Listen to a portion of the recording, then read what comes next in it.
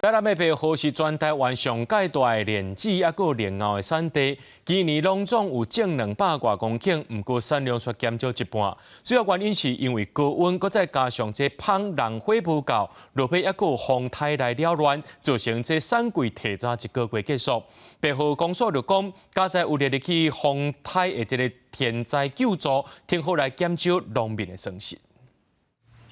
规大片的田连花管互风吹甲东倒西歪，花唔嘛互日前的大水雨啊，甲生袂出来，甚至拢臭花打起。本只5月种落去，成长4个半月的莲花好通采收，唔过受到气候影响，台南白河的莲子产季煞提早1个月结束，整体产量减5成。授粉的不完全下哈，在一个产量上，我一个莲蓬正常是20几粒啊。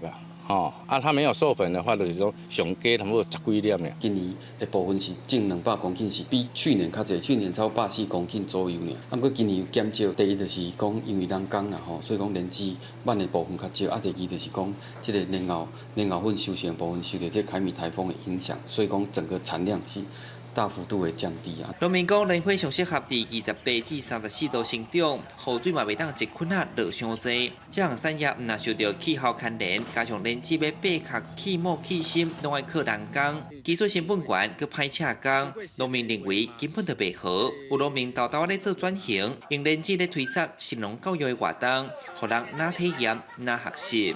这个莲子要去做一个咱的主要的收集，根本都无法度维持一个价呢。规当咱嘛一直咧推广，怎啊变互人入来，互人去体验讲这个掰莲子的过程，佮互人去了解咱台湾的莲子含进口莲子，因为咱台湾的莲子，伫市面上可能占无到5%，大部分拢是进口莲子嘛。